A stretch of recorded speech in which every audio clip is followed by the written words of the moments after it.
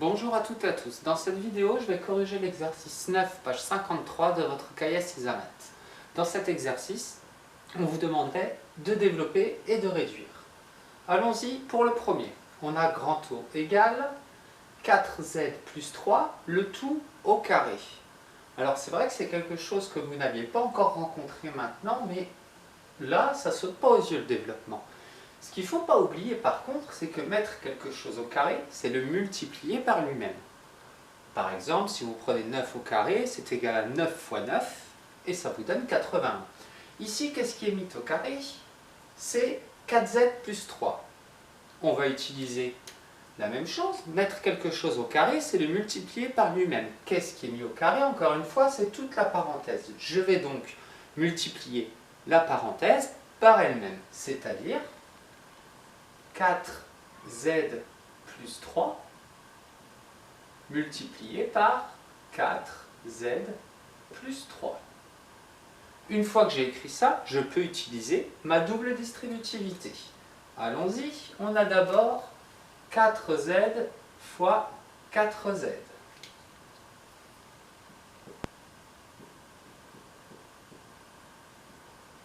Je continue, j'ai aussi 4z fois 3.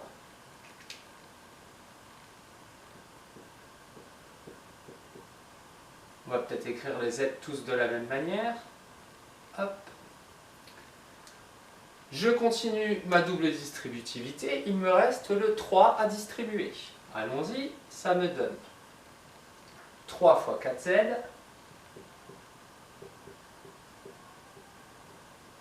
plus, et il me reste 3 fois 3. Une fois que j'en suis là, j'ai obtenu 1, 2, 3, 4 produits. Je vais réduire chacun de ces produits. 4z fois 4z, on a 4 fois 4, ça donne 16. Et z fois z, ça donne z au carré. Je continue. 4z fois 3, on a 4 fois 3, 12. Et ce sont des petits z. Je continue. 3 fois 4z, j'ai 3 fois 4. 12, et ce sont toujours ici des petits z. Et il me reste plus 3 fois 3, c'est-à-dire 9. Une fois que j'en suis là, c'est une somme algébrique, je n'ai plus qu'à calculer par catégorie. Les z carrés, j'ai seulement ce terme-là, ça me donne 16 z carré. Les termes en petits z, j'ai 12z plus 12z, ça me donne 12 plus 12, 24z. Et le plus 9, il est tout seul.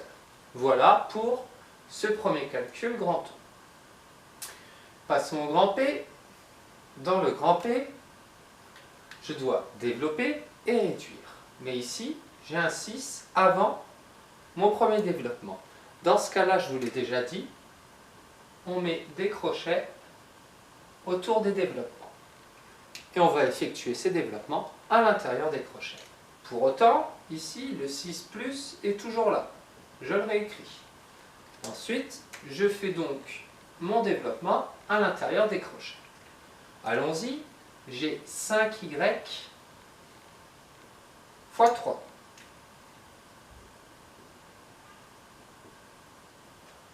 Je continue. J'ai aussi 5y. Attention, n'oubliez pas, avec la double distributivité, on prend les signes avec. J'ai donc 5y fois non pas 4z, mais fois moins 4, c'est pas des z d'ailleurs, c'est des y, moins 4y.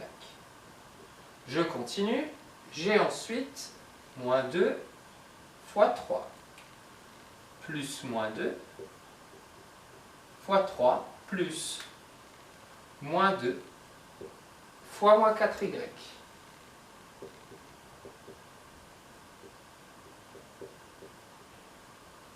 Et je ferme mes crochets.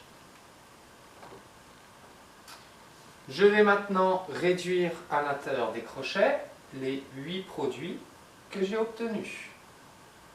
Allons-y, ça me donne le 6 plus, il est toujours là, il ne bouge pas. J'ai toujours mes crochets, j'ai 5y fois 3, 5 fois 3, 15, et ce sont des petits y. J'ai ensuite plus 5y fois moins 4y. Déjà, j'ai un plus multiplié par un moins, ça me donne un moins. J'ai aussi 5 fois 4. 5 fois 4 me donne 20. Et j'ai aussi y fois y, ce sont donc des y carrés. On continue, plus moins 2 fois 3. Moins 2 fois 3, ça sera négatif. J'ai donc un signe moins. Et 2 fois 3, ça me donne 6. Et je continue avec mon dernier produit, toujours à l'intérieur de mes crochets. Je multiplie deux signes moins, ça me donne un plus. J'ai 2 fois 4, 8. Et ce sont des petits y. Et je ferme mes crochets. Très bien.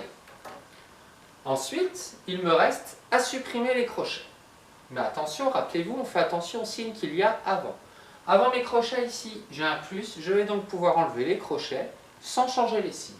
Ça me donne donc, j'ai toujours 6 plus, hein, on est de gauche à droite quand on effectue des calculs, et j'ai donc, sans changer les signes, 15y moins 20y carré moins 6 plus 8y. Il ne me reste plus qu'à réduire ma somme algébrique par catégorie. En y carré, j'ai uniquement moins 20y carré. En petit y, ici, j'en ai plus 15, ici, plus 8, ça m'en donne 23.